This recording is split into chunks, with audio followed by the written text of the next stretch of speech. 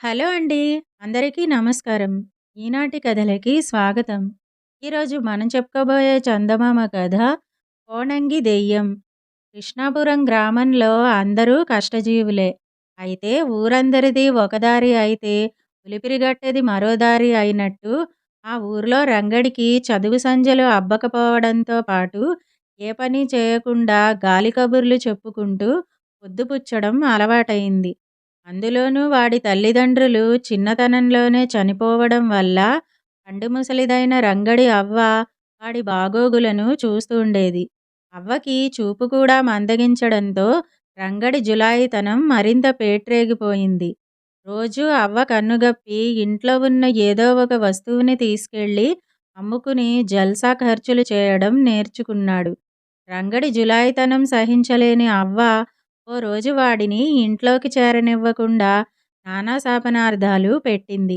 ఆ రోజంతా అవ్వ తనని ఇంట్లోకి రానివ్వకపోవడంతో రంగడు ఆ రాత్రి ఆరుబయటే నిద్రపోయాడు. మరుసటి రోజు ఉదయం బారెడు పొద్దెక్కేదాకా గుర్రుపెట్టి నిద్రపోతున్న రంగడిని చూసిన అవ్వ మరలా తిట్టడం మొదలెట్టింది. ఇక మీదట తనని తిడితే ఇల్లు విడిచిపోతానని రంగడు బెదిరించినప్పటికీ అవ్వ తిట్టడం మానలేదు. కాసేపు అవ్వ తిట్లను భరించిన రంగడు ఇల్లు విడిచి వెళ్ళిపోతున్నానంటూ శివాల్న లేచి బయలుదేరాడు. అప్పుడప్పుడు రంగడు ఇలా ఇల్లు విడిచి వెళ్ళిపోతాననడం మామూలే కాబట్టి అవ్వ వాడి మాటలను లెక్క చేయలేదు. ఊరి పొలిమేర దాటిన రంగడు మధ్యాహ్న సమయానికి ఓ చిట్టడవిలోకి ప్రవేశించాడు. అంతకు ముందు రోజు నుంచి భోజనం చేయకపోవడం వల్ల ఊరి పొలిమేరకి వచ్చేసరికి వాడికి శోష వచ్చింది. కాస్తంత నీరసంగా అనిపించడంతో రహదారి పక్కనున్న ఓ మర్రి చెట్టు నీడ కింద నడుము వాల్చాడు. మరలా కళ్ళు తెరిచి చూసేసరికి చుట్టూ దట్టమైన చీకటి ఆవరించి ఉంది. అసలే చీకటిని చూసి భయపడుతున్న రంగడికి గాలికి ఊగుతున్న మర్రి ఊడలు మరింత భయాన్ని కలగజేశాయి. వాడు ఎక్కడలేని ధైర్యం కూడగట్టుకుని ఇంటివైపుకు పరుగు పెడదామని అనుకుంటుండగా మర్రి చెట్టు కదిలిపోయేలా ఓ బలమైన ఈదురుగాలి వీచింది. ఆ గాలి ధాటికి కళ్ళు మూసుకున్న రంగడు కళ్ళు తెరవగానే అతని ముందు ఒక దెయ్యం ప్రత్యక్షమైంది. ఆ దెయ్యాన్ని చూసిన రంగడు భయంతో గజగజ వణికిపోయాడు. ఓరి పిల్ల మనిషి, ఆ మర్రి చెట్టు నీడలో విశ్రమించడానికి నీకెంత ధైర్యం అని ఆ దెయ్యం రంగడిని గద్దించింది. తనని చూసిన వెంటనే ప్రాణాలు తీసేస్తానని అనకుండా మామూలు ప్రశ్నలు అడుగుతున్న దెయ్యాన్ని చూసిన రంగడి మనసులో మెల్లగా ధైర్యం ప్రవేశించింది. దెయ్యం మాటల ద్వారా దాని పేరు కోణంగి అని తెలుసుకున్న రంగడు, ఏం చెయ్యమంటారు కోణంగి గారు? మా ఇంట్లో ఓ ముసలి అవ్వ ఉంది. పని పాట చేయడం లేదని పొద్దస్తమానం నన్ను తిడుతూనే ఉంటుంది. నాకేమో ఒళ్ళొంచి పని చేయాలనిపించదు. నిన్నట్నుంచి మా అవ్వ తిట్టిన తిట్లకి విసిగిపోయి ఎటైనా వెళ్ళిపోదామని పట్నం బయలుదేరాను అంటూ తన బాధని కోణంగి దెయ్యానికి చెప్పుకున్నాడు. రంగడి మాటల్ని సాలోచనగా విన్న దెయ్యం, నేను మనిషిగా ఉన్నప్పుడు చేసిన కొన్ని తప్పిదాలు నాకు ఈ దెయ్యం రూపాన్ని తెచ్చిపెట్టాయి. కాబట్టి బుద్ధిగా వెళ్ళి పండు ముసల్ది అయిన మీ అవ్వకి పనుల్లో సాయపడు, వెళ్ళు అని వాడిని మందలించింది. కోణంగి మాటలకు అడ్డుపడుతూ, ఆ ఏం మనిషి జన్మ, ఎక్కడికైనా హాయిగా ఎగిరి వెళ్తూ పని పాట లేకుండా గడుపుతుంటారు మీ దెయ్యాలు. పని చేస్తేనే తిండి దొరుకుతుందన్న బాధ మీకు లేదు కదా అని నిట్టూర్చాడు. ఈలోపు కక్కడు, లప్పడు, చిప్పడు అనే దెయ్యాలు కూడా అక్కడికి రావడంతో వాదన వేడి అందుకుంది. తాను 4 దెయ్యాలతో మాట్లాడుతున్నానన్న సంగతే మరచిపోయాడు రంగడు. రంగడి వాదనను విన్న కక్కడు దెయ్యం, అయితే నీకు మనిషి రూపం విరక్తి పుట్టిందన్నమాట. నువ్వు ఇష్టపడితే మా దగ్గరున్న ప్రేతశక్తుల ద్వారా మాలో ఒకరు నీ రూపాన్ని పొందుతాం. నువ్వు మాలో ఎవరి రూపాన్నైనా ధరిస్తావా అని రంగడిని ప్రశ్నించింది. అక్కడి దెయ్యం చెప్పిన పద్ధతి రంగడికి బాగా నచ్చింది. హాయిగా దెయ్యం రూపం ఎత్తితే ఎలాంటి బాదరబందీ లేకుండా మర్రి చెట్టుకి తలకిందులుగా వేలాడుతూ గడిపేయవచ్చుననుకున్న రంగడు వెంటనే తన సమ్మతిని తెలియజేశాడు. అక్కడున్న 4 దెయ్యాలలో కోణంగి దెయ్యం కాస్త మంచిదిగా కనిపించడంతో తను కోణంగి రూపాన్ని ధరిస్తానని, కోణంగి తన రూపాన్ని ధరించవచ్చని చెప్పాడు. అయితే తనకు దెయ్యం జీవితం పట్ల మొహం మొత్తినప్పుడు తన అసలు రూపాన్ని తనకు ఇచ్చేయాలని ఒప్పందం చేసుకున్నాడు.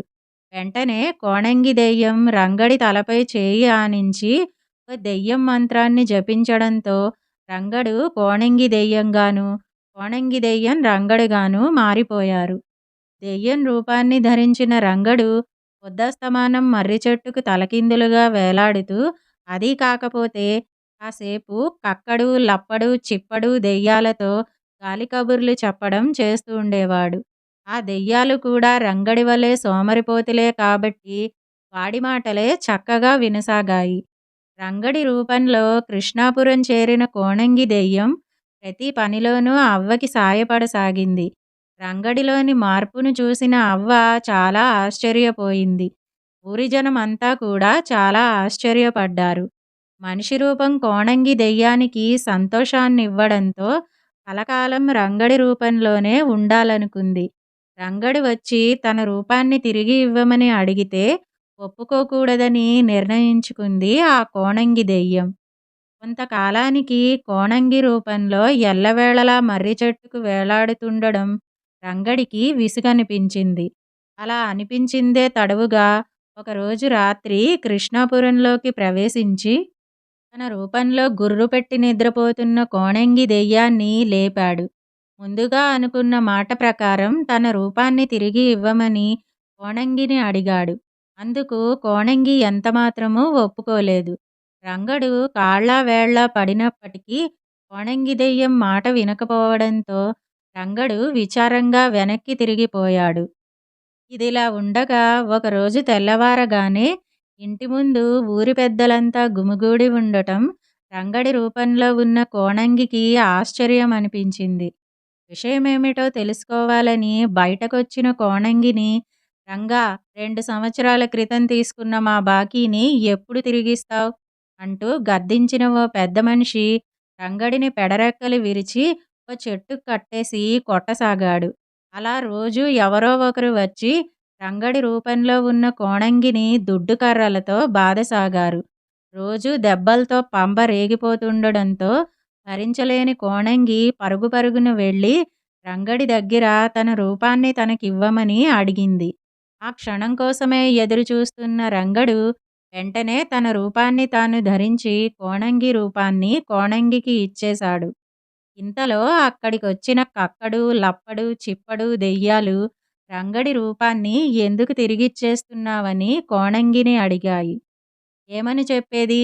ఈడు చేసిన అప్పులను తీర్చమంటూ రోజుకొకడు వచ్చి నా ఒళ్ళంతా హూనం చేస్తుంటే నా వల్ల కాలేదు అంటూ నిట్టూర్చింది కోణంగి దెయ్యం. కోణంగి మాటల్ని విన్న రంగడు బిగ్గరగా నవ్వుతూ, మొత్తానికి నేను చేసిన అప్పులు నన్ను ఈ దెయ్యం రూపం నుంచి బయటపడేశాయన్నమాట. ఏది ఏమైనా కష్టించి పనిచేయడంలో గల గొప్పదనాన్ని నాకు తెలిసేట్లు చేసినందుకు మీ దెయ్యాలందరికీ కృతజ్ఞతలు. ఇకపై కష్టించి పనిచేస్తూ చదువుకుంటా. మా అవ్వని కంటికి రెప్పలా చూసుకుంటా. వస్తా అంటూ కృష్ణాపురం వైపు సాగిపోయాడు. అలా కోణంగి దెయ్యం దెబ్బతో జులాయి రంగడు బుద్ధిమంతుడయ్యాడు. ఇదండి కోణంగి దెయ్యం అనే కథ.